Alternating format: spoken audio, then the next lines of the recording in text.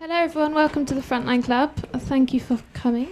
Before I hand over to Paddy O'Connell, if I can ask you to switch your phones to silent. And when it comes to questions, if you can wait for the microphone because we're broadcasting live. And as you can see, again, we're on hashtag FC Freelance this evening. Over to Paddy. Thanks, Millie. Thanks for organising another sellout event. This time a sort of clinic. We hope to have more of them, really. Killer apps for journalists, technology that we should all understand, tips from the front line. But this is the first time we've really got together and it's sold out straight away. So welcome, friends and rivals. There's plenty of seats here. People will be coming in. It's going to run as a public meeting. So each opportunity will be coming to you for questions and also rejoinders, things you've learnt, things you want to contradict. Loosely speaking, we decided to split the evening into three. Preparation, where do you go and why? The equipment that's currently top of the list. Safety, making contacts as section 1. Section 2 of 3, setting yourself up in the country and travelling between countries on the story. And again on the story, covering it, staying safe and pitching your work. That's section 2, the story. Section 3, what next? How long do you stay? Do you fall in love with the story and never leave? And at 65, put on a pith hat and say what you used to do, or do you move on to the next place? So those are our sections. I'll just begin by saying the Frontline Club has honoured those people who've died doing this work. There's never been bigger stories for, by all accounts, 20 years. I suppose you could argue over whether or not you want to go back to 68. But there's also never been more journalists killed in many times. So it's the obvious question, why are you all here? So we'll start with asking that question, I think, to the panel. Would you kindly introduce yourselves, starting with you, James? Also, what would you most like us to know about this subject, becoming a freelance foreign correspondent? What have you learnt the hard way? And would you tell us something about yourself? But don't go on. Right. Might be tough. So my name is James Longman. I am a freelance journalist, but I work mostly at Sky News and CNBC. So I moonlight there, but then my interest is in Syria. Where I spent the summer reporting back and forth. I was in hiding with the opposition. What I'd say is I learned the hard way. I'd say if you're planning on going to a place like Syria, take as many charges as possible for all the electronics that you have, because you never know where you're going to be and what you might need. Don't take too many pairs of shorts. I took about 7 pairs of shorts with me, and I don't know why. I mean, I imagine that I'd need shorts, and I didn't need any of them. Your bag would just be full of crap you don't need, so just take the bare necessities. And I'd say the most important thing is to know exactly where you're going to go. A place like Syria, you can't arrive and just try to find your way. You've really got to make a plan. And just on that, did you miss a story because you had a flat battery? Definitely. Right, thank you for admitting that. I missed the start of 9/11 because I didn't have one either, so I'd like to confess that. Ruth. Hi, I'm Ruth Sherlock. I'm a freelance journalist, but I write mainly for the Daily Telegraph and Sunday Telegraph. And my interest is really the Arab Spring. I've spent the last 10 months in Libya. Before that, I spent a month covering the Egyptian uprising. And recently, I made a trip into Syria, which is my focus at the moment. I would say, in terms of preparation, it's the most difficult thing, but just don't assume anything, because nothing is ever as you could possibly expect it. So especially things like credit cards, don't just bring a credit card like I foolishly did, forgetting about the sanctions and the fact that in Syria you can't take money out of ATMs. Always bring probably twice as much money as you possibly think you might need, and in dollars predominantly. And always bring a lot of underwear. And I won't ask you how you learnt those lessons, if you don't mind. Portia, welcome. Hi, I'm Portia Walker. I'm a freelance journalist. I used to work for Al Jazeera English in London, and I worked on the David Frost show. And then a year ago, I went freelance and moved to Yemen to work for The Economist and The Washington Post. It didn't last very long because I got expelled within 3 months, and I sort of picked myself up and went off to Libya, where I've been pretty much since. Bits of advice. There are two things you can buy here which will immensely help your experience abroad. One is a Kindle.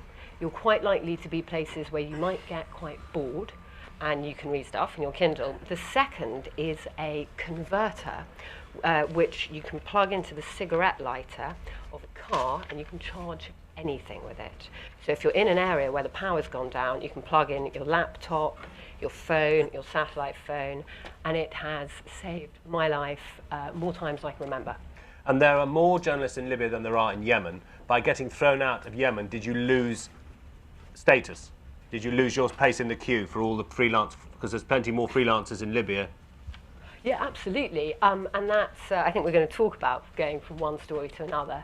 And it's a very different experience. When you're somewhere like Yemen at the time, I was there with Tom, we were in a fantastic position in terms of who we could work for, because journalists at the time just weren't able to get into Yemen. There weren't being visas issued. So you were in the right place, but you had the wrong prep and you got chucked out. Yeah, well, Don't give it all away. Don't give it all away. And to you, Tom, would you introduce yourself and give us a takeaway comment? Yeah, sure. I'm Tom Finn. I'm also a freelance journalist. I moved to Yemen in August 2010 and never left. So I've stayed put. I haven't really been moving around. And in fact, I was with Portia just a couple of hours before the police raided their house and chucked them all out of the country. I started off in Yemen at the Yemen Times, which is a local English language newspaper. And I'd say that that's a very good idea for anyone who's thinking about starting off in a country that they don't know very well. Get yourself connected with the local journalists. Those are the guys who know what the situation's like on the ground. And it's a great way to make contacts. And also, you know, go to a country not just with the idea of selling stories, but with the idea of learning the language and getting to know the culture, and really with the mentality that you want to base yourself there and be an expert on it, not just someone who wants to sell. But again, I think we'll touch on this stuff later. In terms of tips for things like technology, you can now get these amazing little USB sticks which you can plug into your laptop anywhere and get wireless internet. So if you're in a tent in Change Square, you can just plug it in, and it's slow, but it'll enable you to send pictures and emails and all that. So they're well worth getting your hands on. And it's worth saying to Frontline members, at the height of violence in Yemen, about 6 months ago, you joined us on this screen. Right. And the Skype connection was a bit dodgy, if I remember correctly. But it was one of the few outside, you know, you were able to brief us as one of the few journalists within Yemen. Why did you stay and Portia got chucked out? What was the difference between you staying? Well, that's a question that we've been asking ourselves until now. I think one of the reasons was that Portia was staying with a bunch of journalists, and they were, in some ways, there were four of them, and they were writing for the biggest newspapers in America and in England. And I think they made a judgment that if they got rid of all of them at once, they could get, you know, and they pretty much did halve the amount of coverage that was happening on Yemen. And that's interesting, there's a lot of nodding heads in the room, and I think you stay together for safety, and you stay together to keep the stories going, so they come for you and they chuck you all out. You're on your own, you're more exposed, but you stayed. So we'll come to this. Let's start with where do you go and why. Could I ask everyone in the room who's kindly paid £12, concessions 10, where would you go if you could, or where have you already gone? We won't get the microphone round everybody, but where did you go and why? Would anyone like to join in, and we'll ask the panel to contribute. Would anyone like to say where they wish to go or where they've gone? Would you like to say? No, I was just looking if somebody else did. I don't blame you. Here, would you like to offer, you two, give it, and pass the mic to the man behind you? Hello again, Paddy. I was here last week. Cool. Tom Latcham from the News of the World. I was thinking about going. I've got nothing else to do, so I was thinking about. So I was thinking about going to Egypt during the elections in the spring. No more than that. I just thought I'd tee a few things up and not go to sell, just go because it's an interesting thing to do. So I'm going to tee up some features and go and do them, really. And before you pass the microphone to the gentleman behind you, what would you like the panel to brief you about tonight? What would you like to know? How prepared should I be with teeing up some of these articles, basically? Because I'm going there to do more sort of off-diary features, probably. Right, that's enough. Pass it to... I'm only joking because he was a great speaker last week. And to you, sir, would you like to say the same thing? Yes, Yemen, because most of my work is in public sector and governmental, international governmental issues.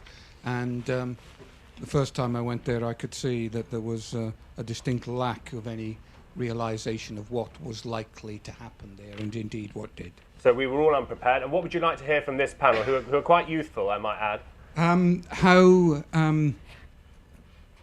Well, you've led on, actually. I'll say this, how the generations of journalists work together, but also how the generations of recipients of your work react to it. That's a very good question. Well, thanks for starting. And this is the tone.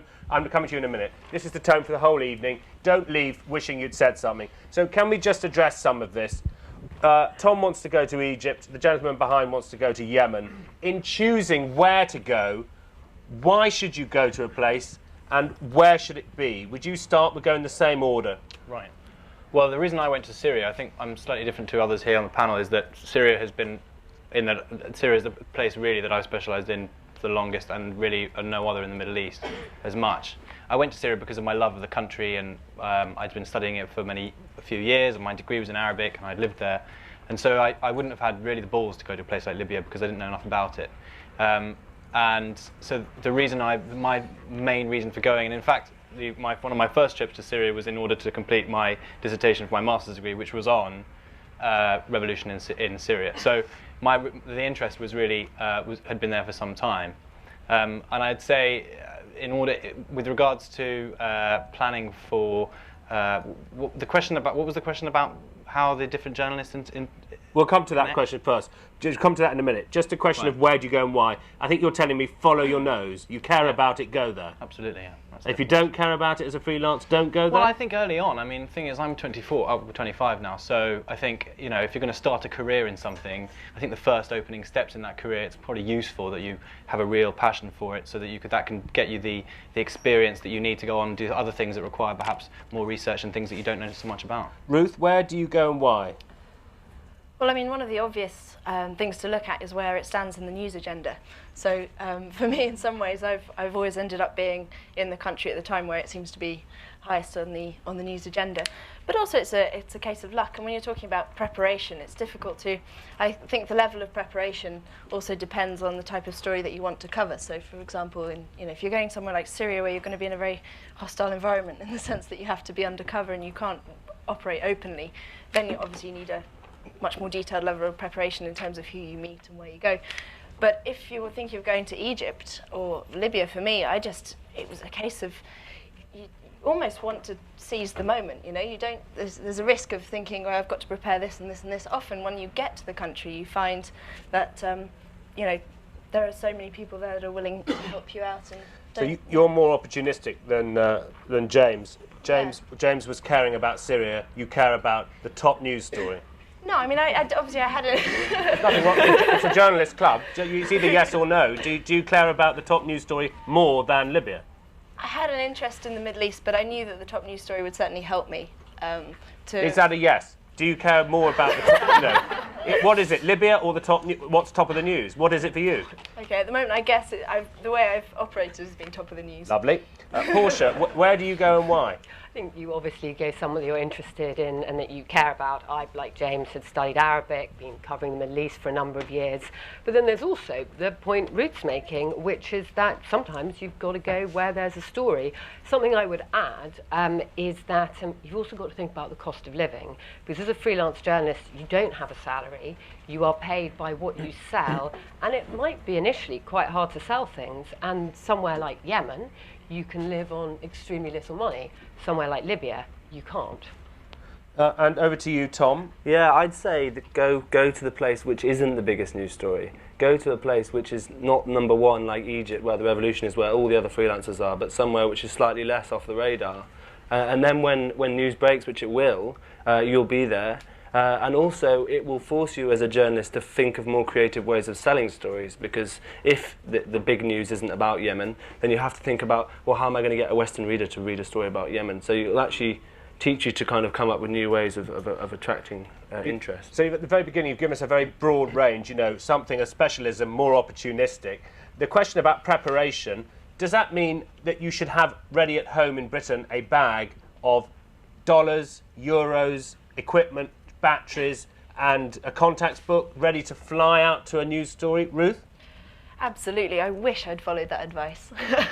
In reality, I didn't, and it meant that often I'd end up sort of scrabbling around, seeking the help of others to get by. So if you can do that, if you're organised enough, do it. As I said, my strategy was to base myself somewhere, so I didn't have to have that grab bag ready, apart from when you get chucked out, and then you need the grab bag.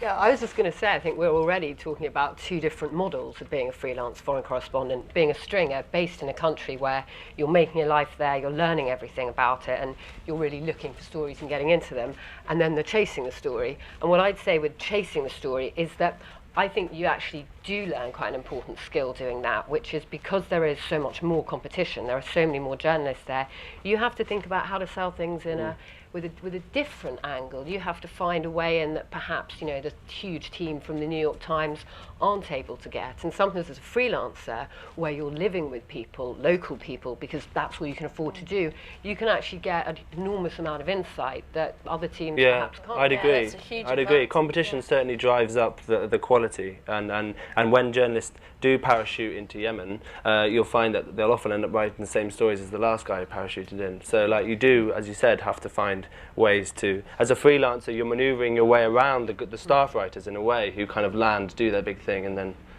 Well, my experience was slightly different because really hardly anyone had been or has really been able to move around Syria quite so freely. The thing, if you're thinking about going to Syria, you're fortunate that you don't have the same kind of competition that you may face if you were to go to a place like Libya or Egypt, because there are hardly any journalists in Syria. And those you do meet, you work together. It's not a question really of competition because you're all sharing contacts within the country, because it really comes down to you're worried for your life at most points in your time. You're not supposed to be there.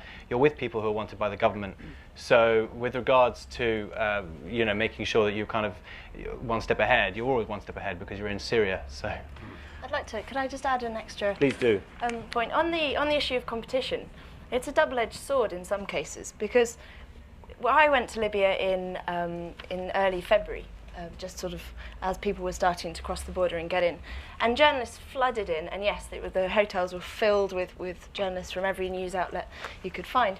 But equally, the demand was so high that there were lots of people that still hadn't managed to get staff writers in, and that's where you were really useful. So the demand was so high, the competition was there, and it was a big story. But also, you can learn from the people, the more experienced staffers. And actually, they helped me. I mean, I couldn't have operated as a freelance journalist in Libya at the start without a budget, without those staffers there to help me out. I was going to say that if I were to go abroad today, I would go to Greece, which ticks the box of being a top story. But on the other hand, obviously, there is a lot of competition from seasoned journalists who are there. So I'm just wondering whether you would give different advice to those who might want to go to Europe or somewhere closer. What's your Greek experience? Can you tell us anything about you so they can brief you back? My origins are Greek. I speak Greek. I have family there, so I could stay there, for example, which would help in terms of cost. I think there are lots of stories in Greece which are just as interesting about the economic crisis that never get told. Let's go in the other direction. Tom, would you start? Well, yeah, you're already miles ahead of many other journalists who won't have any language experience or know anything about Greece, and who may well be writing stories about Greece nonetheless. The only thing you ought to think about is what Portia said, is the living costs. I mean, this is a real issue. This is going to be like whether or not you have to leave the country because you've got no money and nowhere to live. So if you can stay with your family, then that's great. But you're going to still be in Europe and be paying European prices. If you go to Yemen, you'll be paying $100 a month for your rent and $1 a day for your food. And then you can make, you know, one story pays for your rent. I'd add something here, which is actually something Tom knows more about. But I mean, what you could go and do there is get a job working on a local paper. And I mean, I actually have found, I see some people taking notes. If you go to www.onlinenewspapers.com, you can find local newspapers all around the world, and you could go somewhere like that. You'd be extremely employable because you speak Greek, and then you could write stories in English. That might give you a regular income. It would give you contacts and a way in. And then off the back of that, you could try and build up contacts with international, maybe larger publications. Also, remember the diaspora. There's a lot of Greek community in Australia. Australia's a growing economy. Nick their money to get one string maybe in Australia. Ruth? Yeah, I mean, again, on this issue of competition, you know, don't see the competition necessarily as just your opposition. I find in many of the countries I've been to, the best way to actually get strings and to actually get commissions from papers is to get to know the correspondents on the ground at the time. Because once you're in that network and they're aware that you're there, there'll be times when there's a story they can't cover and you're there and you can contact them and they'll refer you to their paper. Or if you're there on a longer term, as Portia was saying, I think it's a great idea to actually get a local newspaper job. I did that myself in the Palestinian territories before. Are you all agreeing? Because I'd like to move on. If you're all nodding, unless you disagree, fine, you're all nodding. So we've got a lot to get through. And I'm coming to your question as well. So equipment's next on my list in this preparation stage, and I'd like everyone to join in here. Can we just hear, you've given us a brilliant website, onlinenewspapers.com, many people wrote it down. Can we just name great equipment now? You on the panel and you in the room. We'll start this way round because I stopped you. BlackBerry. That's the only thing I had really when I was in Syria, was I was using it. You couldn't get a laptop out in the back of a car, couldn't get a laptop out or anything else, you know, anything remotely bigger than that. What was the biggest story you filed on that tiny box? About a small, it's it's not very nice to hear, but a child of 6 who'd been shot in the head. That led the international section of the Telegraph.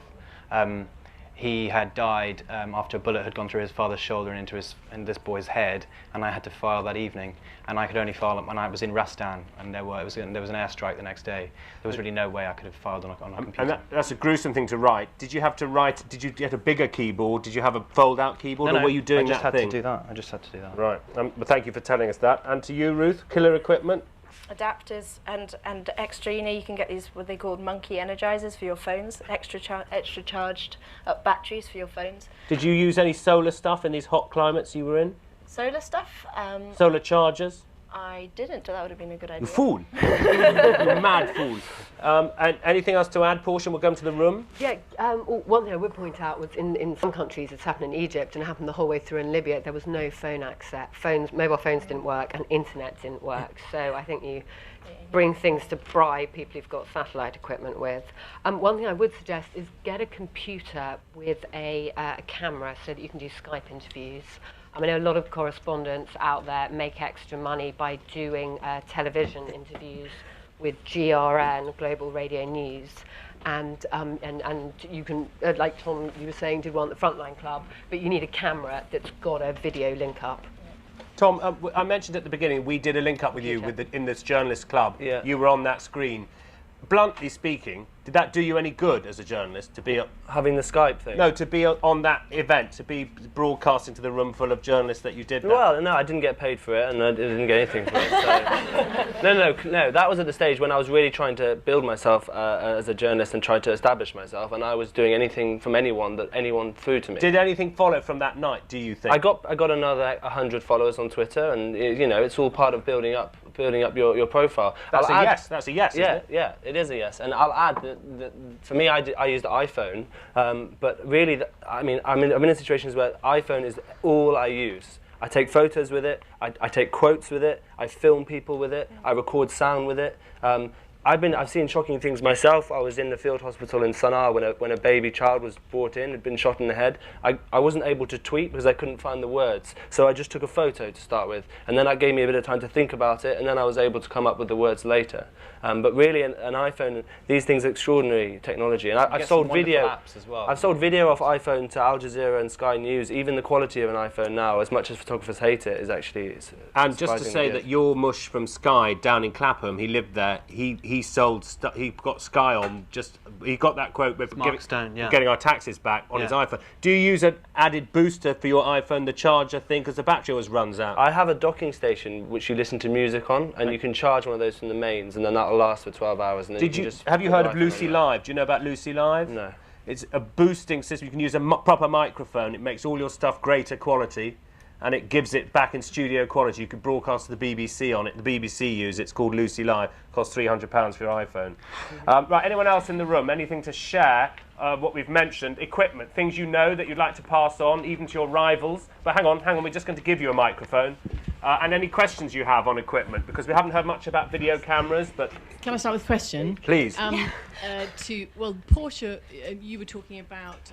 actually, no, I've forgotten that one. So in Syria, Libya, you said there's no internet access and there was no mobile phone access. So you went prepared with your satellite phone, or was that going to get confiscated, or so you had to borrow stuff? Was that it? Well, the situation varies country to country. I know people going to Egypt during the revolution there had their satellite phones and their begans and their flak jackets confiscated at the airport. You could get stuff into Libya, but as a freelancer, a began, it's like a sort of small satellite dish that you plug into your laptop, and it allows you to access the internet absolutely anywhere in the world. The problem is, it's £2,000. The equipment or the contract to run it? The equipment and the contract on top of that is kind of eye-watering, the costs. Yeah. Can I then switch to James and say, in that case, in Syria, I'm assuming you're getting your way in somehow. We won't ask. Then are you concerned that they're listening? Do you have a SIM card that's UK SIM? You know, because I was reading all that stuff about Libya, and I was like, they're tapping into everything here. So what do? You get given a clean phone by the opposition. I was in hiding with the opposition, so all my equipment came from them.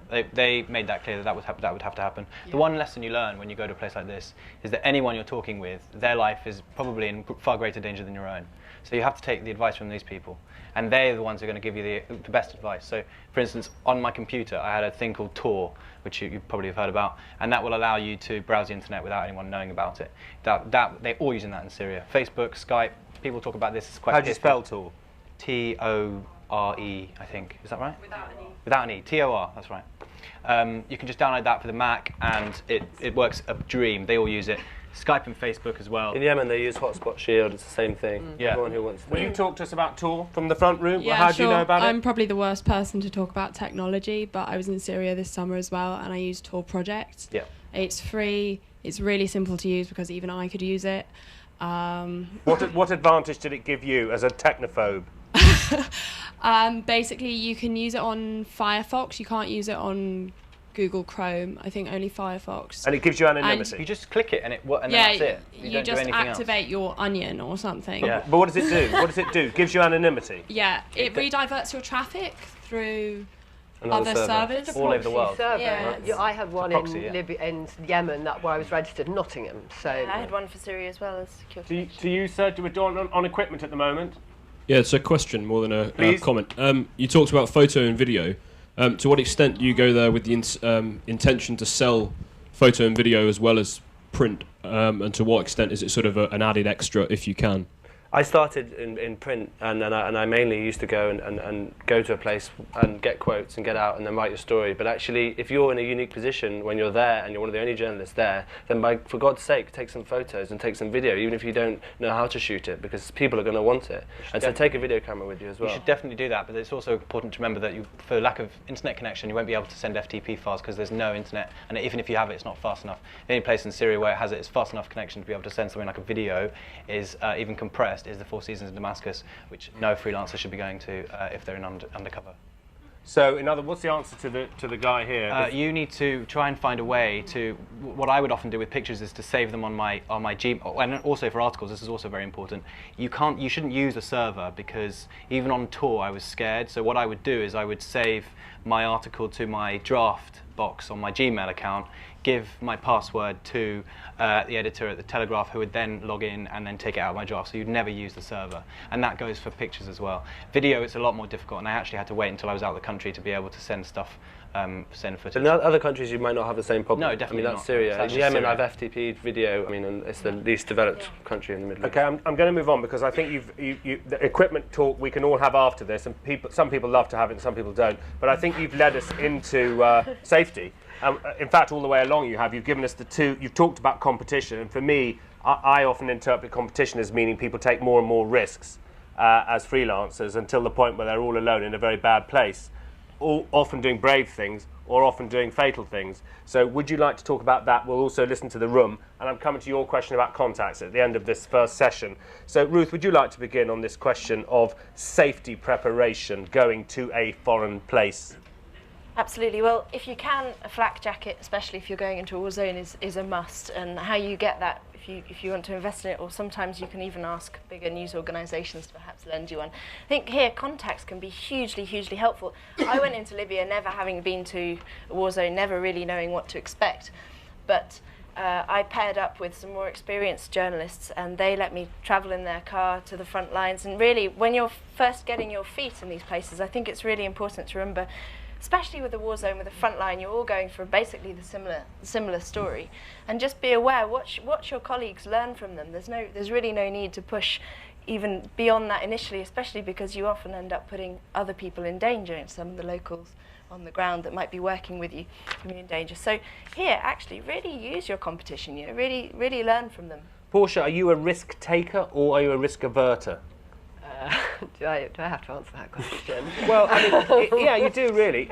In country, are you one of the ones at the front dragging everyone along, or are you saying let's just wait 4 hours? I really think in every situation it's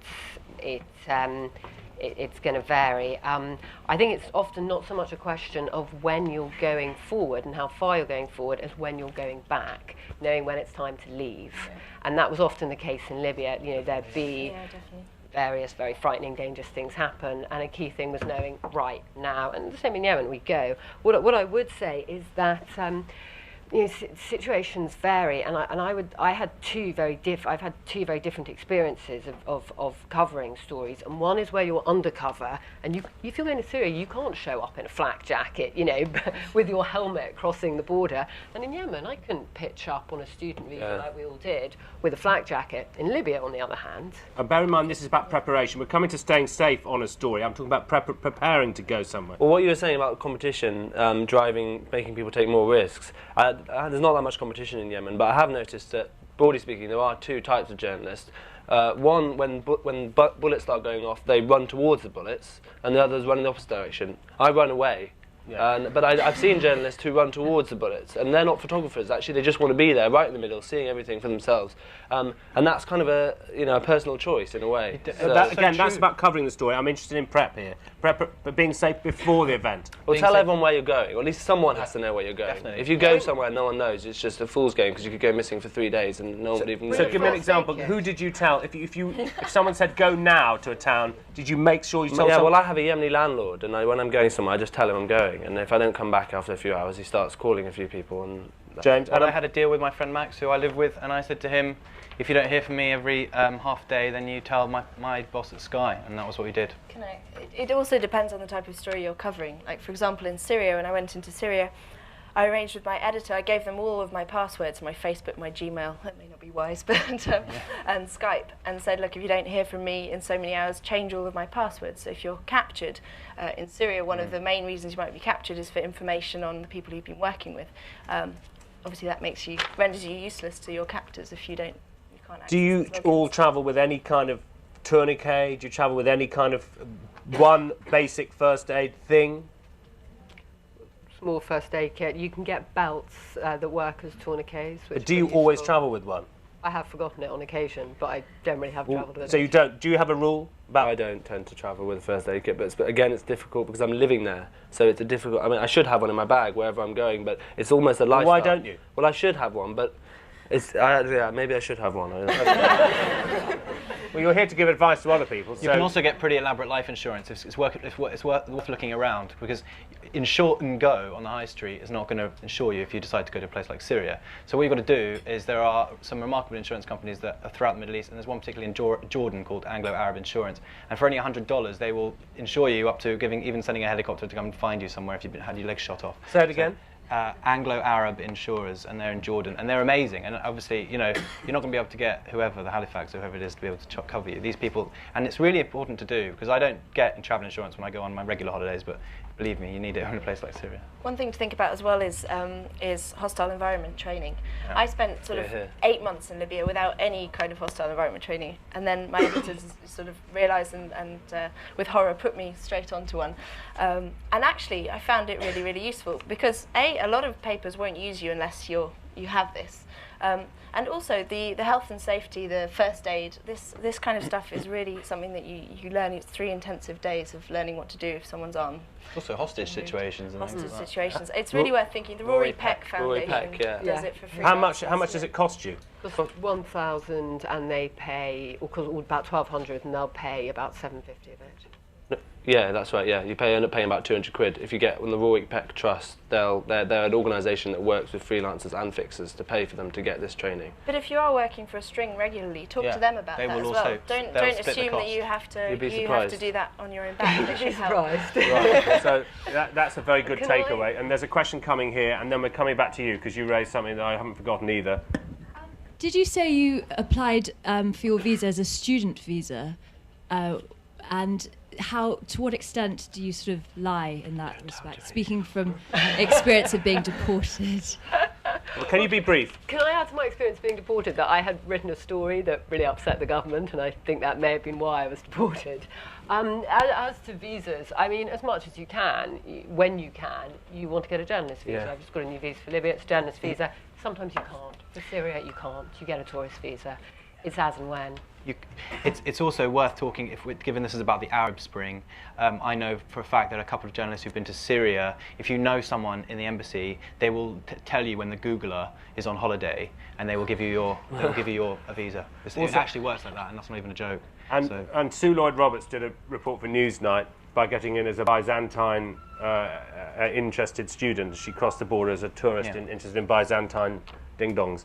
Now then, the question of making contacts was raised by you. If I start with the back part of what you said, how do you as young thrusters convince the old duffers to hire you? That would be one way of looking at it. And is that a problem, generationally speaking? You're nodding. Well, definitely. I have to say, actually, about Tom, when I approached the Telegraph, David Monk, who I think Tom knows, said to me, the most important, and he's the international editor at the Telegraph, he was at the Guardian for 20 years, you need to make yourself the go-to person like Tom Finn did for Yemen. And that's what he said to me about Tom. And so that I mean, there's no real greater, that's such good advice. And that's what you've got to do. And so before you go to a place, it's really about making the right contacts. You cannot, and if you've got these contacts, if you've got the network set up, you can then go to a place, and again, I'll speak from Syria's point of view.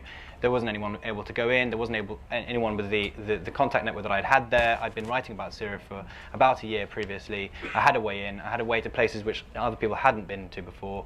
And really, they had no choice. I could have written crap for ages, and they still probably would have published my stuff because there was literally no one going at that point. So it's probably maybe not true now, but it was true perhaps at the time. Making contacts. The question was, how do you? And is there a bluntly prejudice between the generations? Commissioning editors in the desks in London and young freelance reporters? Any problems posed by that?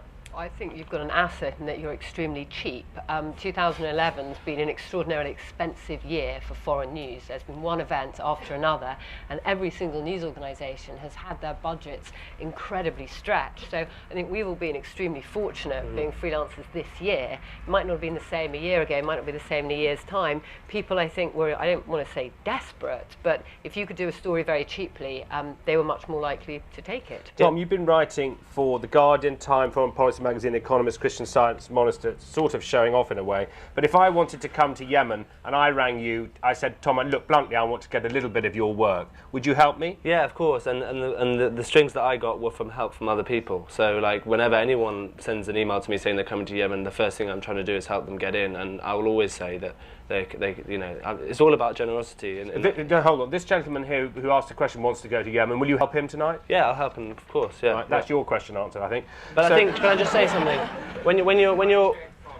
When you're sending that horrible email to an editor saying, "Hi, I'm Tom Finn, I'm a nobody, and I'm going to go to Yemen, and please take a story from me," it really helps if you say, firstly, "Can I come in and see you?" and secondly, "I'm getting on a plane in 4 days," or something that just, you can't just say, "Oh, I'm thinking about going to Syria or Egypt or Yemen, but I'm not really sure what I'm going to do." Just have an idea about something, decide you're going to do it, and then people will respond to that. And our friend here, "I'm going to Greece.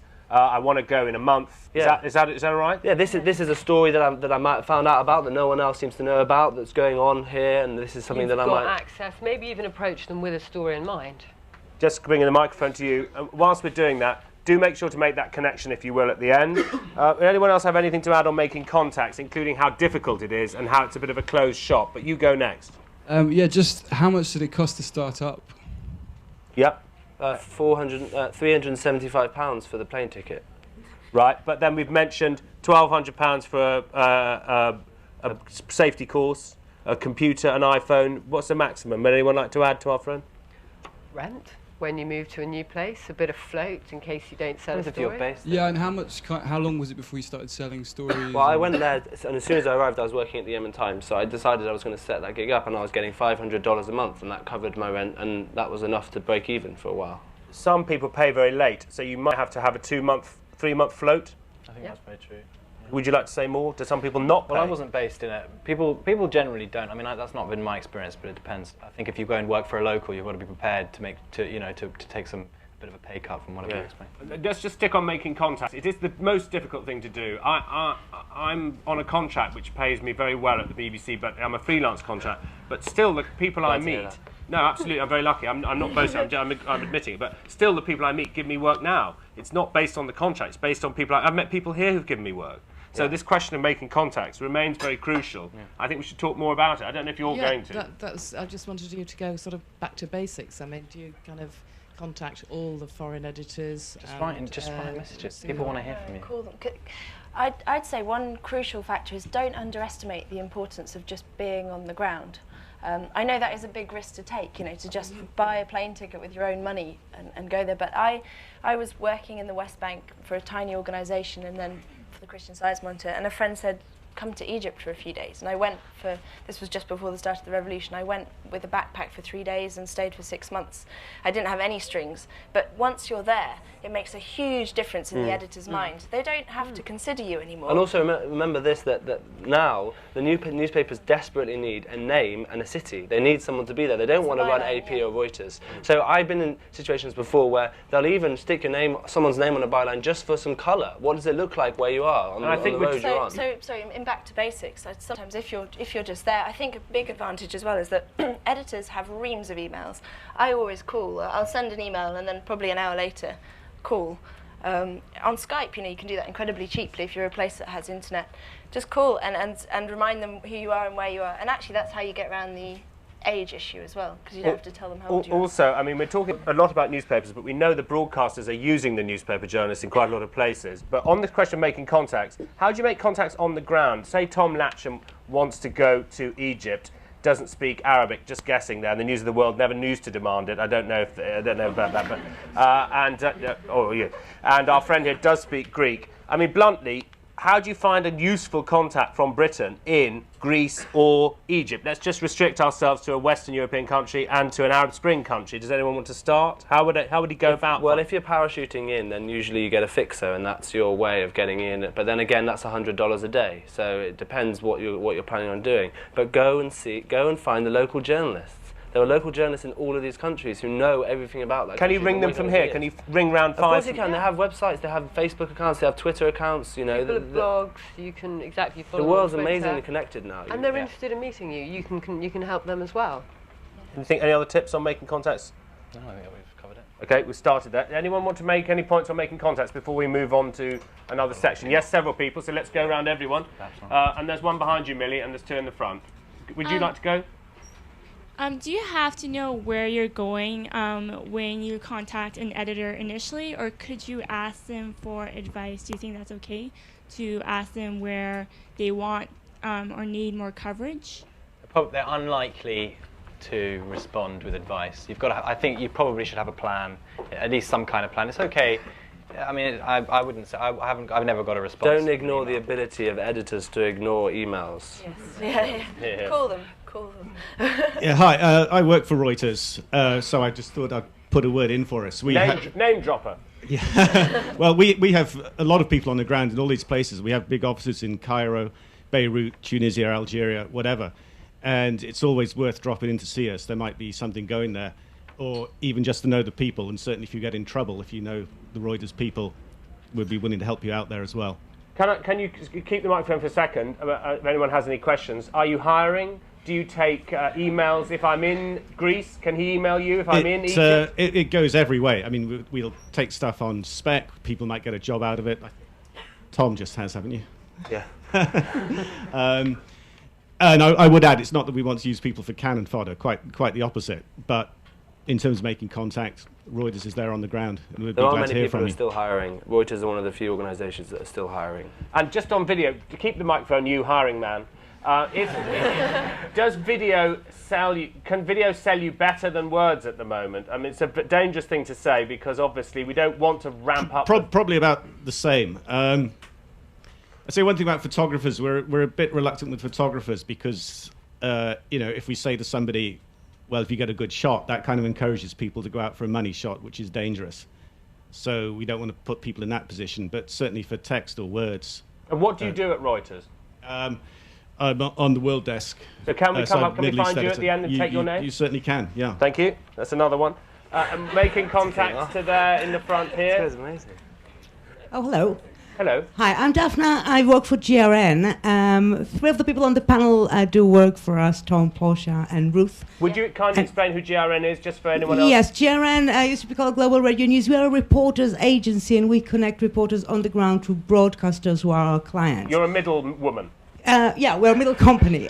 We work with various broadcasters, mainly CBC, France 24, some BBC outlets, Irish radio stations, CBS, and so on, Al Jazeera. And we connect the people on the ground to the broadcasters. We can also help with getting contacts when you are on the ground, because we have people in every country in the world. We have 600 journalists in our books in 200 countries.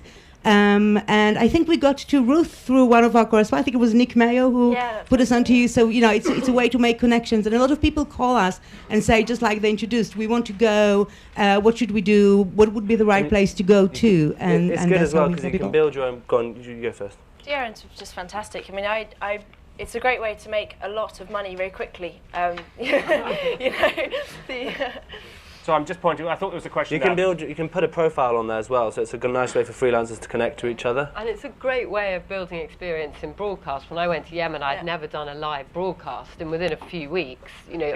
Is it like comparethemarket.com then? Is it a bit like comparethereporter.com? You know, it's a way of me as an editor finding people. I don't think you can like each other. And stuff like that. If I could just add, though, because I've just reduced your company to a meerkat, so I think you have the right. Well, we are kind of meerkats. We're quick. We're on the ground. We take our pride in getting a reporter in a few minutes from a request from a client. But mainly, I want to say about the technology. People mentioned it before, because one of the things that we sell to our clients is Skype.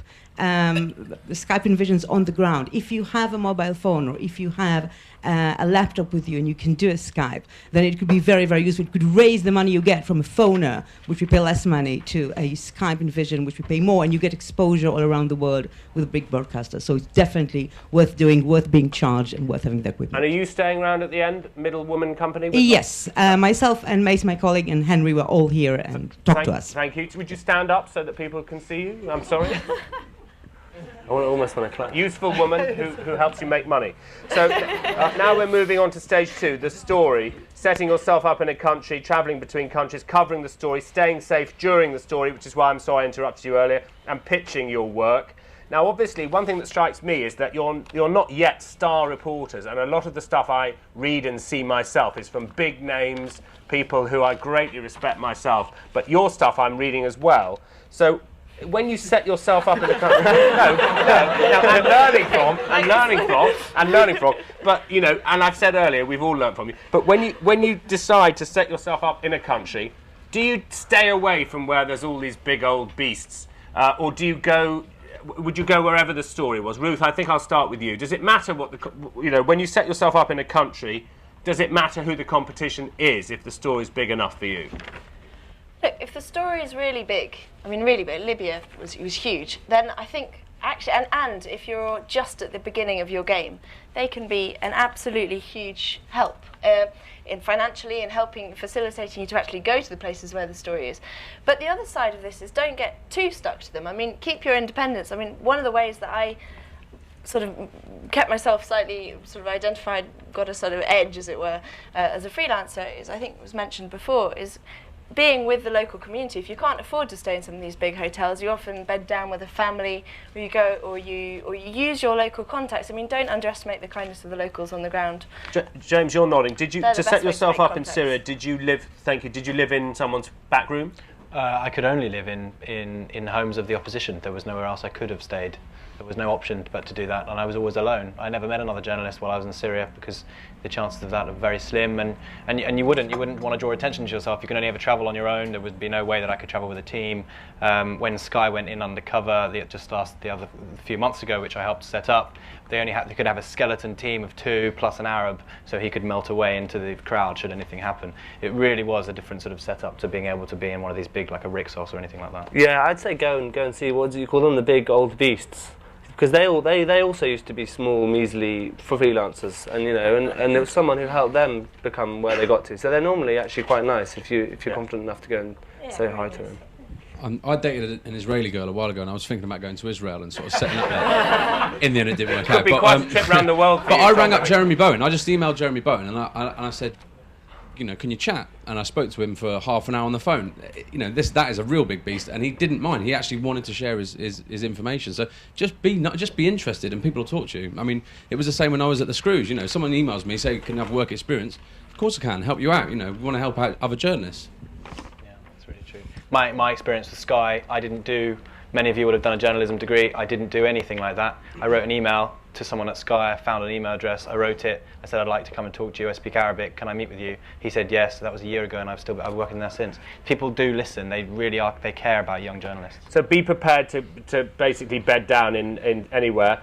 Travelling between countries is on the list, but let me just deal with covering the story. If I could take you back, James, to the story you told me of a 6-year-old girl being shot in the neck. When did you hear that there was a crowd? When did you leave your house? This is in the section covering the story. What did you do first? Did you ring your friend Max? Take me through the day, if you don't mind. I know it ended badly, but will you tell us what happened there? There was no facility to be able to talk to anyone when I was in Rastan. Rastan is 20 kilometres north of Homs. It was under a blackout. There were about 20,000 soldiers around the perimeter of the city. There was no way I could contact anyone. But I did have the guy my main contact, who was. This is another thing that's incredible. These guys are just the most technically advanced people I've ever met in my life. Who? The Syrian opposition, and opposition in general. People talk about the Arab youth movement. Well, in Syria they're using it. If you think about it, 20 years of not being able to study anything politically related, arts or anything like that, these people end up with computer science for 20 years at university, and they end up being, they're all mini Bill Gates. They can set up 16 megabyte internet transmissions from a hole with no water. I mean, it's incredible. So I did have that facility when I needed it. On that day, I'd heard that this poor boy had been shot in the head. I hadn't heard that it had been the day itself. It knew that it was a victim. We went to the man's house. It transpired that, in fact, it had been that day. He was in hysterics, of course, the whole room. And I just kind of said, I don't think this is something we can continue to do. I was too choked up. But I went back in the evening and I was able to write up that story. I think the most important thing, and Rastan was the most dangerous place I've ever been in my life. I've never been fearful for my life before. It's a very strange experience when you're 24 and you think you might there was gunshot. They were raiding the building I was staying in, and I was stopped at a checkpoint for about half an hour. But you never put yourself in. You're never the story. You're never. So when Tom talked about bullets going towards you, I don't know. I would never run towards a bullet. I would never run towards an anti-aircraft gun pumping into the side of my building. I would try to get away from that because that is happening anyway. You can report on that, but you don't put yourself in the center of the story. That's obviously the number one lesson out of journalism, as far as I can tell at the moment. You're reporting on a situation which would have happened had you not been there. So the idea that you go and put yourself in harm's way for no reason. I agree, and I think, and if you do end up getting shot, and it's because you ran towards the bullets, then actually the whole story, which is why you're there, is to write about what's happening to Syrians. The story will end up being about a Western journalist who got shot in the leg when they ran towards the danger. Well, you don't want to get shot, but sometimes you do have to put yourself in really dangerous situations to see what is happening. And I think Ruth and I were both several times in situations that were not very pleasant. But if you don't go, no one's going to see it. And part of your job as a journalist is to witness. Well, things. given that we're here for advice, and there are people in the room who also might want to give it or ask questions, what would your advice be then in a high-risk scenario? You want to cover the story. Do you take advice? do you call your friends? What do you do in country? I think particularly Ruth and I did a lot of, straight combat situations, battles rather than snipers. And what you would do there is attach yourself to experienced people. Reuters, AP, a lot of the big agencies have security guys attached to them who are very experienced, have a lot of experience in the military. Guys. And if you go forward, they're the people who say, okay, when you're hiding behind a car, make sure you're behind the engine, because if something comes in, the engine's going to take the impact. Don't stay in the middle, and just be around people like that and listen to what they've got to say, because they really do know. I mean, sometimes, it's a difficult line to tread in Libya, because a lot of these rebels had been fighting for so long that they'd kind of lost the sense of fear. And there's also this belief that if you died, you go to heaven and become a martyr. And I had to regularly remind them that that didn't apply to me, unfortunately. But there is something to be said for, gauge the situation. The guys on the ground do know are aware of the situation at least, and sometimes you just have to throw yourself in there, but use your own instincts. You know, if you don't feel comfortable with something, 90% of a dangerous situation is how you react in it. And if you don't instinctively feel comfortable in doing something, then don't take it. But can I just ask about being comfortable as a woman as well? I'm just really interested in how you found that as reporting. I've worked for a few years within aid and development and often found that is difficult, both in terms of safety but also in terms of people trying to hold you back as a woman and thinking it's a man's game. Have you had any experience in having to challenge that, sidestep that? I mean, I think in many ways being a woman can be a huge advantage, especially in the Middle East, because males there, I found, did have this instinct that they needed to protect women. Also, they often see you as less of a threat, so if you're dealing with senior officials, they might be more likely to tell you information. They don't see you as a threat. One thing I would say about preparations for war zones is I think in terms of dress, I mean, obviously you should dress conservatively in a Middle Eastern country, but another point is it often can be quite good to look slightly ridiculous and to be unthreatening. I think some of the most dangerous situation, probably the most dangerous situation I got into in Yemen, where someone sort of pulled a gun and said, you know, I'm going to kill you, was because I was with someone who was immensely threatening and scared someone. So as a woman, you're not as threatening, and I think both for women and men, when you're in these situations, you know, wear a floppy hat, wear a baggy t-shirt, look like, you know, a bit of an idiot, and don't come across as threatening. Can I add to that one of the best tools that I have as a journalist, which I don't have to carry with me, is a smile. Yeah. Like you arrive at a checkpoint and people are looking at you, they decide, they make their mind up within 2 or 3 seconds, and a big smile, and if you can speak some Arabic and say, you know, my classic line is "Ana min Beni Matar," which means I'm from a really obscure village just outside of the capital, and normally they're already in hysterics. So you know, get on their side. Make sure you're like happy. Your smile's working for all of us this evening, I can tell you that. Alex Diaz, PA. I just wanted to ask on that note how important language is. I think all of you speak the languages that are spoken in the countries where you've been. I speak Spanish, but I've been to Palestine. I'd love to go to the Middle East. Do I need to have Arabic to do that? I think in talking about Syria, it would be very difficult to report on the Syrian situation if you were in hiding with the opposition, because no one speaks any English. But that said, speaking Arabic at a checkpoint in some respects did help me. In one respect, I absolutely couldn't say anything, because if I was to speak Arabic where I was, it would have been seen, I mean, why does this guy speak Arabic and why is he here? So I did play the ultimate fool. So I tried actually to speak no Arabic to any officials, but I needed my Arabic to speak to the opposition, definitely. I'd say you have a duty as a journalist to learn the language you're living in, the place you're living in, and if you're staying there for a while, then you ought to be doing languages in the morning. Just go and do a language school from 8 till 10. Start your day by learning the language. Although you already agreed at the beginning, there's a difference between being a stringer in a place and going rapidly around countries following stories. But even if you have a fixer who translates, the fact that you can speak some of the language changes your dynamic and your relationship with the people you're interviewing with, and that's really important. So you should be learning. Would you like to come back in any way? I don't know if you're taking the microphone away. No, you're all right. Okay, so would anyone else like to talk about this from their own experiences about covering a story as a foreign correspondent? You can give pitfalls or tips and share them, or we can move on. Yes, to you at the front, microphone coming. While it's coming, could you bear to wait for the microphone? I'm sorry, it's just that there are millions watching on the internet. There's a comprehensive answer there, but how much Arabic do the rest of you speak, and how important was it? I studied Arabic for 2 years at SOAS, and then I continued studying it intensively when I was in Yemen. So it was really important for me. I studied Arabic at school, and then I did an intensive course for 6 months after university, and then just kept doing other courses.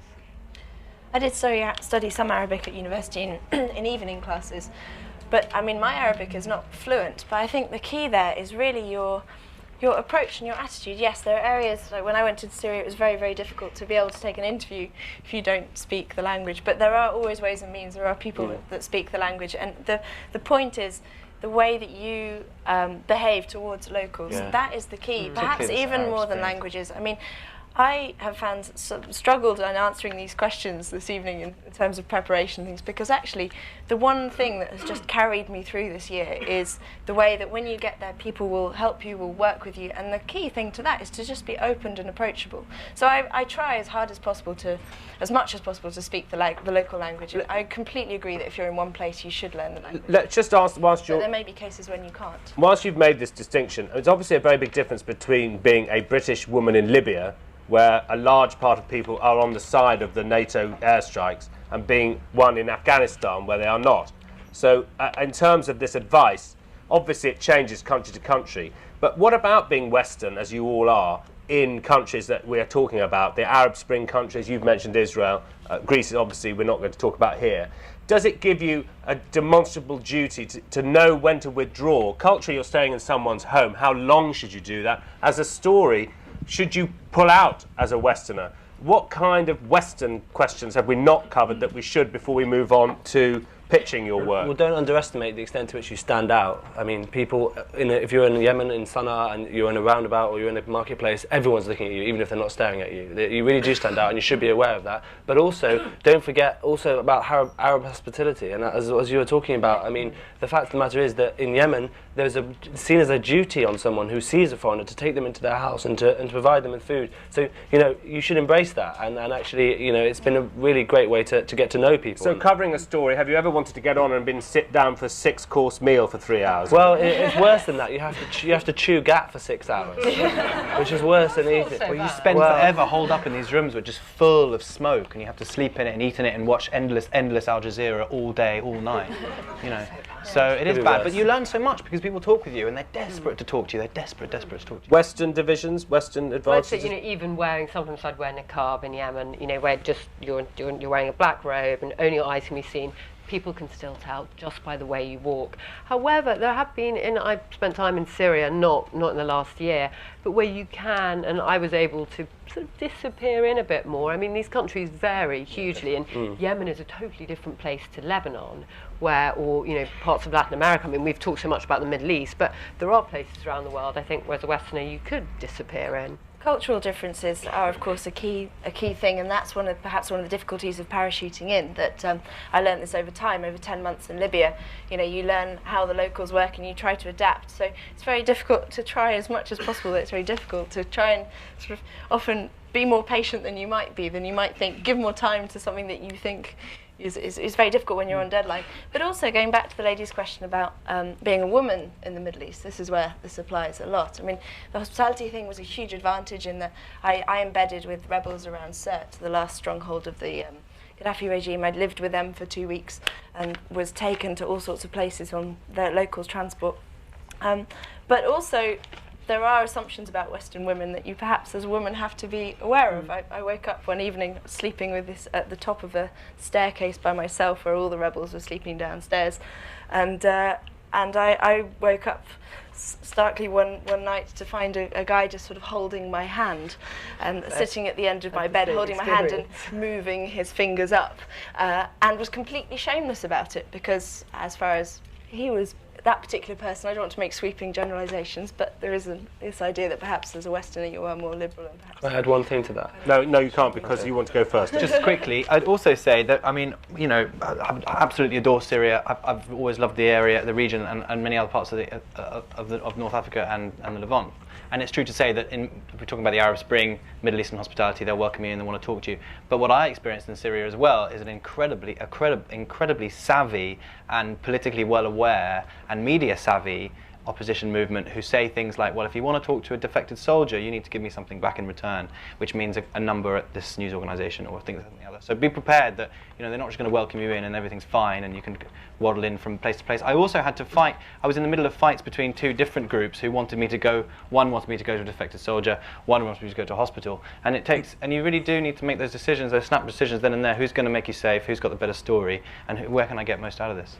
There's a girl who's been reporting from Yemen for like almost 2 years now, called Laura Casanov. She writes for the New York Times. She was telling me that as a woman, that it's harder and easier, but in one sense, she described herself as being the third sex. So she can hang out with women, which I can't do in a purely female setting, but she can also do the same with men.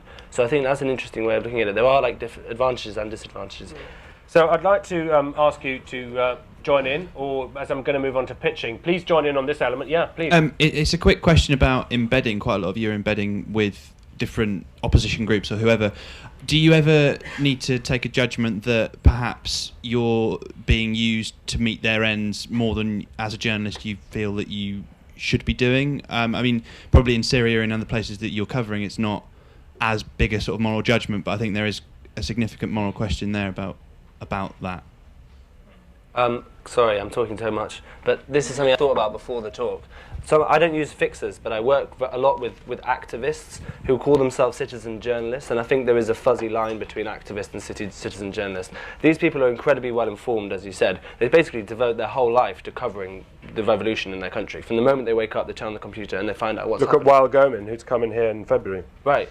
But at the same time, they have an agenda, and so if you work with them as a fixer, you kind of really have to appreciate what their position is. But I work really closely with the opposition people because they have 6 or 7 different people in the space of 100 meters who can all tell them what's happening. So they're incredibly well informed. But as you said, they want some. In a way, the reason it works is because she wants something out of me. She wants me to give a voice to their movement. So you've got to be really aware of what the relationship is there. You don't want to be a propagandist for the people you're embedded with. And that's always going to be a case of your own judgment. And you've got to always go into these situations with open eyes and accept that, while they may be helping you, they still may be doing terrible things. In Libya, I was often with rebels who looked after us extremely well in the city of Misrata, but then they went and did terrible things in a town nearby called Tawaga, which was essentially ethnically cleansed, and you still have to write about. Yes, I did report on it, and yes, there were consequences. Sorry, the microphone's going to the back. And then we've got quite a lot to get through, but it's your meeting, so please keep going if you're interested in this section. Hi there, my name is Glenn McMahon, I'm a freelance reporter. When entering a country, would you recommend, where necessary, not Syria, not Libya, but say Egypt or Azerbaijan, announcing you're a journalist before you get in when you're trying to get a visa, so you get accreditation and you can ask questions to the government? Good question. And anyone else in the room might want to chime in with a reply. Who wants to, own up or not? I've already mentioned Sue Lloyd-Roberts in Syria, and I recognise another colleague here who I know got in by crossing the border, but hasn't owned up yet. I've been in Yemen for 1.5 years, and I shouldn't really be saying this, but I'm still officially a student there. Well, hang on, we're on the web, so don't get carried away. No, I was just thinking, but the problem with that is that I find is that I can't go and put an interview request in with the president, because they'll say, who the hell is this guy? Who's he working for? And then to answer the question, accreditation, do. Sorry, I interrupted you. Sorry. If you can get accreditation, by all means do. I actually think in Egypt it's quite simple. It's a registration at some office. A lot of the time, sadly, you can't. Do you want to answer the question? If you've got nothing to add, that's fine. You have to think carefully about the order of, that you do things sometimes. So, for example, in Syria, maybe if you're going to file under false byline anyway, sometimes go in as a tourist, and then if you want to cover the government side, apply for an official visa after you've covered the opposition side unofficially. Hi. Hello. I'm Patrick Bodden, freelance journalist. If you're going into a country taking the official route as an accredited journalist, I was thinking somewhere like Burma, which is opening up, it's looking towards at least pushing forward some kind of democratic image. You want to have some contacts in the government before you go, so that if you do write an article and stand on somebody's toes, someone's going to warn you before you get deported. How do you find the right people in the positions of authority to single out?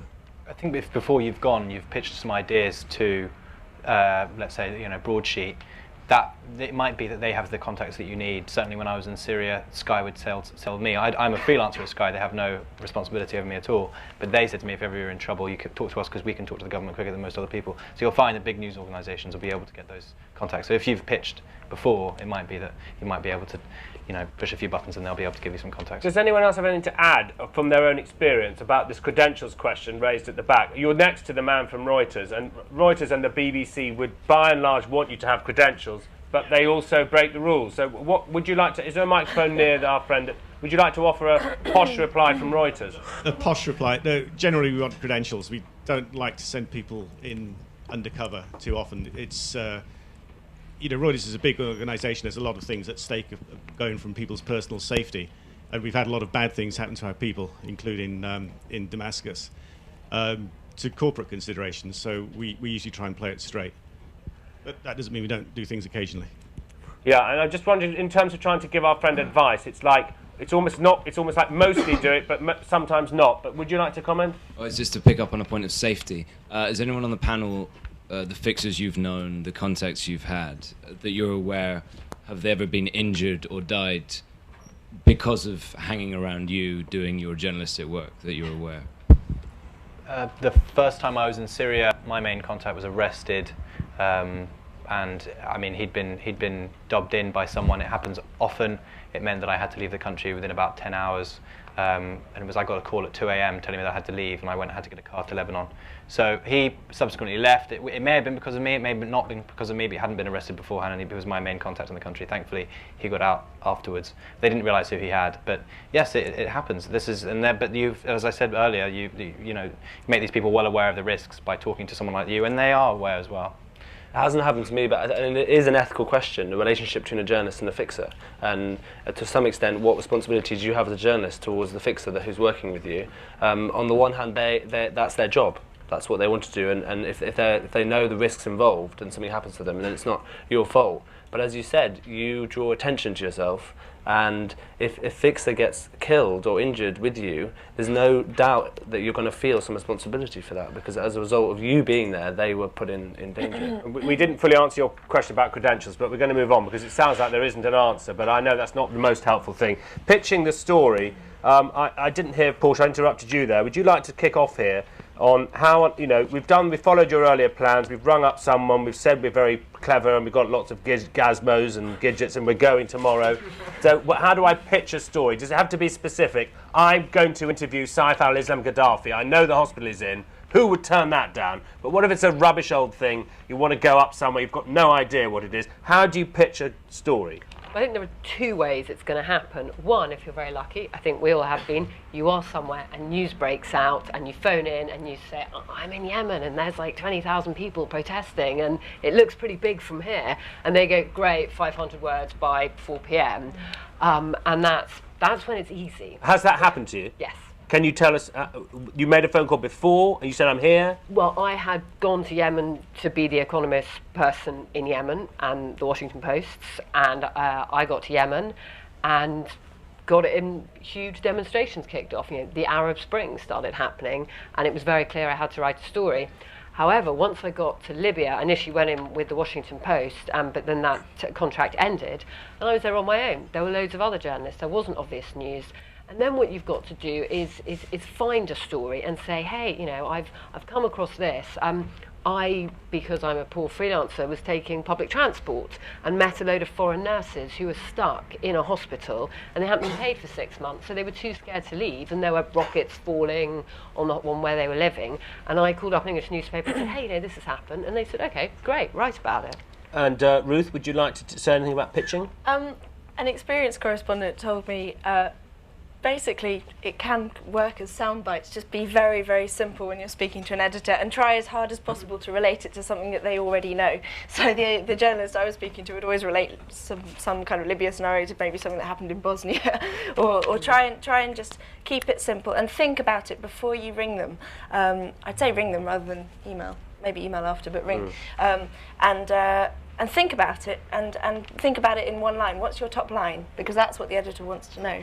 I'd say, in my experience, make sure it's mostly hard news. They're not going to be interested particularly in your analysis of the situation, what it might mean for the geopolitical, machinations in the region. Make it really hard. And also, they're also sick and tired of death. I hate to say it, but at Sky, I know anyway, our viewers are not going to click when they see 7 people have died in Syria. They're not interested.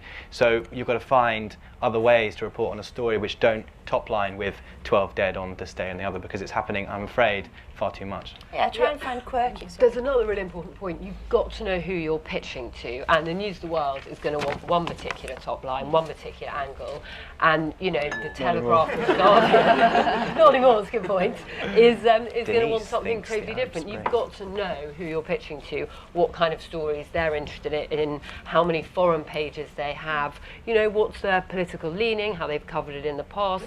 If they've done a story 3 days before, you've got to be on top of what's happening. Also, just to sorry, I don't want the whole room to laugh at you, Tom, because actually, in terms of pitching, if we follow the advice we've just been given, the best advice ever given to any newspaper journalist who ever started at the age of 18 was you have to be able to tell your editor in one sentence. And tabloid journalists in Britain, who are currently being hauled through the coals for all the bad things they did, all the best things they did was saying the cricketers are bent, the Pakistan cricketers cheat, and I know 3 of them.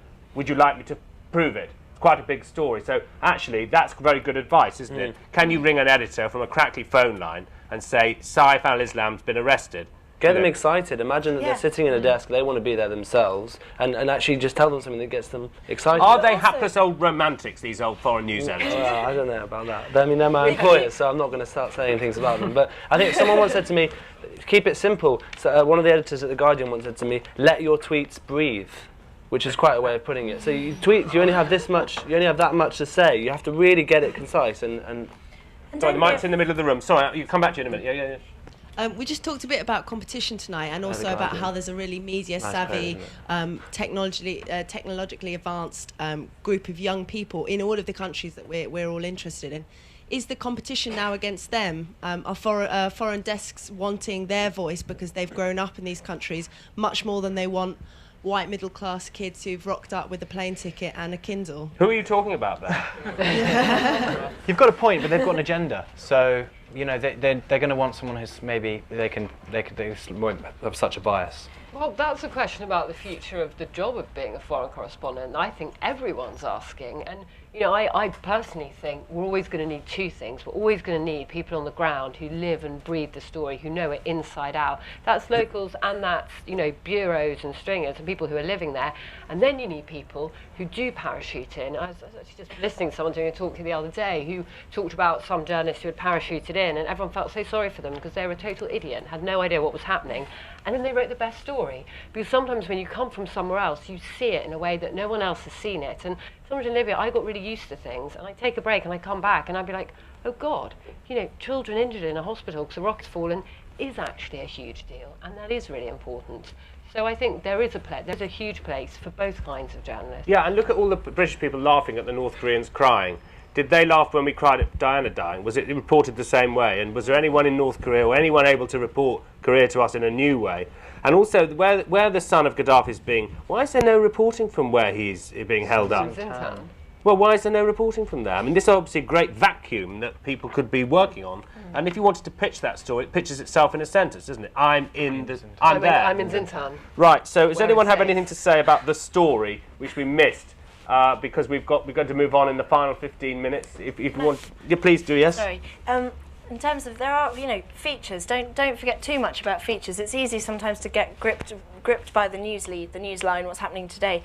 But sometimes the journey to that story is actually the most interesting thing, and can be, you know, what you want to do is bring it home to the readers, make them feel they're there, make it relevant to the lives of the people that are reading this. So. I went to Misrata when it was under siege by the Gaddafi forces, and it was civilian areas were being shelled.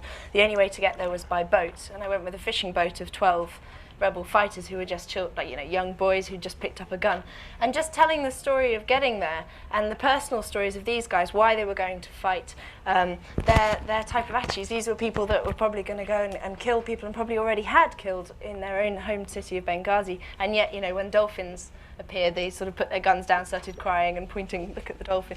These kind of things, like, be aware all the time of what's happening around you and how that relates to people at home. And can I pick up on the point made about local stringers, because I think it's really important, and organisations like Reuters and others are having to face this problem all the time. The locals know it 100 times better than the foreigners.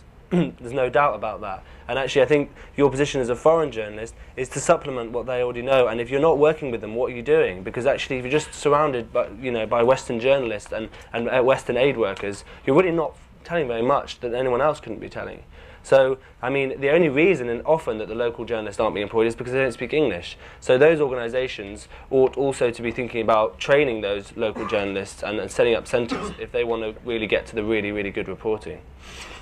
Okay, so we've got 15 minutes left, which will include closing comments and thoughts, but the final section that we lured you with tonight was what next? In other words, you've made your preparation, you've got to a story, how long do you stay in one place, moving on to the next story? So is it fair to say this first part, how long do you stay in one place, gets back to where you first began, which was the idea of there being two types of foreign correspondent. Would you like to start, Portia?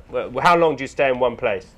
Well, I think if you go and do a stringer, be a stringer, you go to a place, you learn about it, you immerse yourself, I think you want to stay 2-3 years. I sadly didn't, and I'm trying to work out how long you follow a story since. I mean, some stories have a natural length. I mean, if you're covering a war and the war ends, like Libya or Iraq, it's clear that there is some point where you're going to have to move on. And I mean, that's something that's actually immensely difficult as a journalist, because when you go somewhere, you do start to care a lot.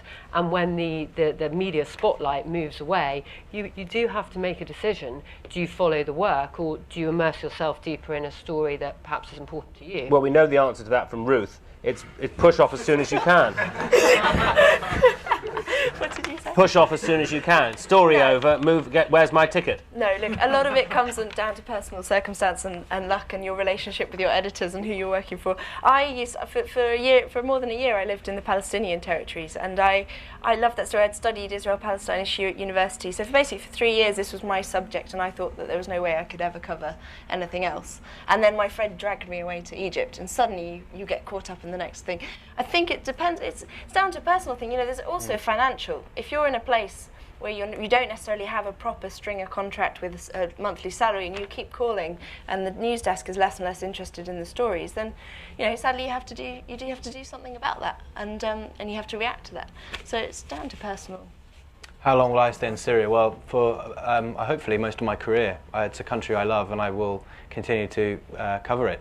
I'm in the fortunate position, and I think it's one which is easily done if you can try and get some work in London or wherever you're based as a freelance journalist in any major news organisation, or indeed any organisation, but that gives you the time where you can take 2 weeks here and there. Fortunately, Syria is not a place where I can stay for any more than about 2 to 3 weeks at a time. It's dangerous to stay really for only sort of 5 or 6 days, so I'm able to go back and forth. I plan on doing the March anniversary, as it will probably be, in Syria, and so I think, you know, if you've got a passion for something, it's like anything, if you've got a passion for it, then it's going to be with you for a very, very long time, even much further than any revolution is going to, you know, take place. I would say this, but I really agree with the idea of staying put, and I think that we should be moving away from the model where, like, a foreign correspondent aspires to be someone who can just go to any country and write a great story about it. That's brilliant, and, you know, that will happen to 7 or 8 people in London probably. But actually, in reality, there's a lot more to be said for actually spending a good amount of time somewhere and really getting to know it. And don't just think of yourself as a journalist, think of yourself as an expert.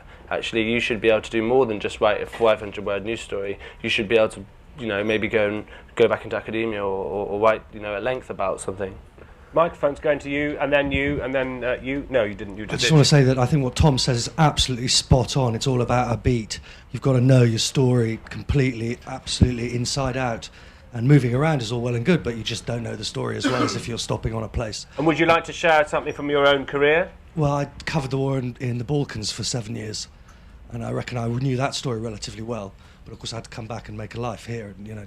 Well, would you keep on that? Because we heard earlier from, I've been rude to Ruth, I apologise, but actually, as a freelancer, if there's a big story happening 150 miles away, why not go there to keep the bank? Well, 150 miles away is next door. I mean, that's the same place. 1,000 miles away. Why not move just to get the top, use your skills to earn money, then go back to your home foreign base?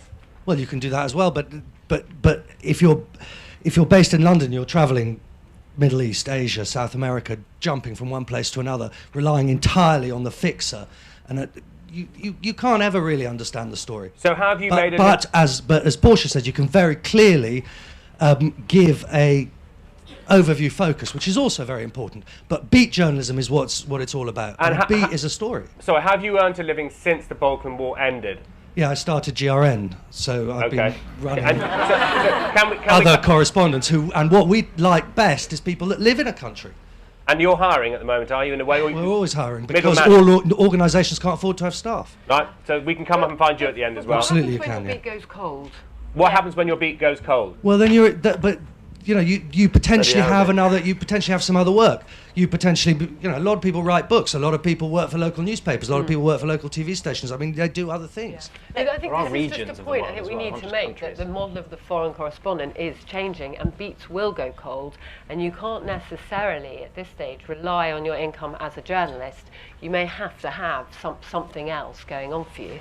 Can I just quickly clarify something? Yes. I think you do have to, one of the important things is I don't think that there's actually necessarily anything wrong with moving around, but I want to clarify the difference. You can't just, of course, just jump into a flit around country to country as you like, but the advantage, the thing that gives you an edge and still allows you to move around is to carve a niche for yourself where you're going. So I mean, you can move around, just do it. I do it in blocks. So I've done it. So I was in Libya for that time, and I thought I was going to be there for much, much longer. But then the beat went cold, and the Daily Telegraph suggested that I move elsewhere. So it depends on your paper, but also wherever you go, try and just give yourself that edge. So you do have to work at it so hard and carve yourself a niche. Your advantage as freelancer is to have the contacts that other people can't have. So when I'm saying move around the world, it's not necessarily a week. I'm saying but you also added that blocks of months. You speak Arabic. It's not fluent, but you added that you speak it. So only from picking up in country. And to go around, I was just gonna ask if I mean I have a great I admire you a lot all because you've all gone out and done something really special, but you've all been very lucky in the sense that you've caught the Arab Spring. Are you not a bit worried that you're gonna run out of work? And how are you going to move on? When I moved to Yemen, it was before the Arab Spring, and there were a bunch of freelancers who were there who were making a living before the only thing that anyone cared about Yemen was Al-Qaeda. And that's like a story that's really, it's not a story you can live on. You can definitely make a living. The Arab world's important outside of the Arab Spring. Okay. And this 1 year of excitement is going to be followed by, years more of like progression. This is the beginning of a long haul. So I don't think there's any danger of a lack of interest in the Arab world. And will you think of some closing comments, and we'll go around the room with questions and comments, and then you can have the final word. Just Ruth, bringing you back to, you spent a year in the West Bank. It's just a story that's sort of fallen off the front page in the way it was on a few years ago. Had you stayed there and not gone to Egypt and then gone to Libya, could you have made a career out of it, or would it have just been sort of an interest which eventually would have petered out and you would have had to come back and do something else? Look, it depends a lot on the kind of journalist you want to be and who exactly you want to work for. I think I could have quite happily continued to work for my local Newswire service and freelancing on occasion for Christian Science Monitor and the Nationals when one big story broke here or there. But no, I mean, I think it would have been very, very difficult to move up to working for a national newspaper. So I think I did need to make that move in order to build a career.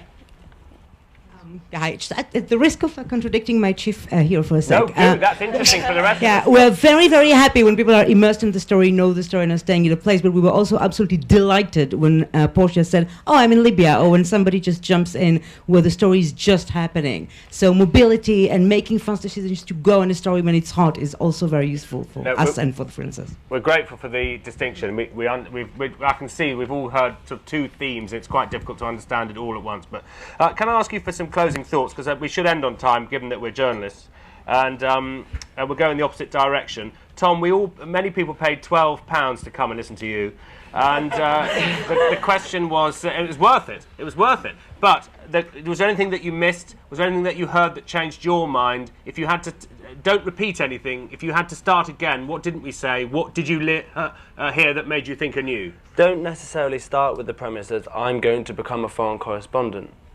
Start by saying, this country looks interesting, I'm interested in this, I'm going to go and do this, and I'm going to base myself there, and I'm going to find something out about the world. And then maybe people will be interested in me because I know it, and they don't. Have a point of view. Have a point of view and have a niche, and then things will go from there.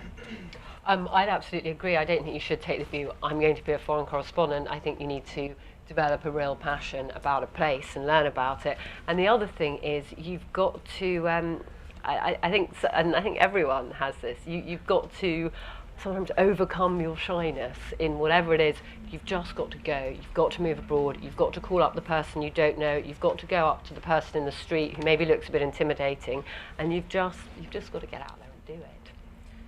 Yeah, I mean, I agree with both Portia and Tom, actually. I mean, you do really have to, it's a case of just try it out, just get out there and do it. And I think, for me, thinking back initially, it was about just going to Israel and the West Bank, which I was particularly interested in, but knowing that I wanted to be a journalist. And that combination, so get out there. If there's somewhere you're interested in, go try it. You've got nothing to lose. You'll have an amazing experience trying it.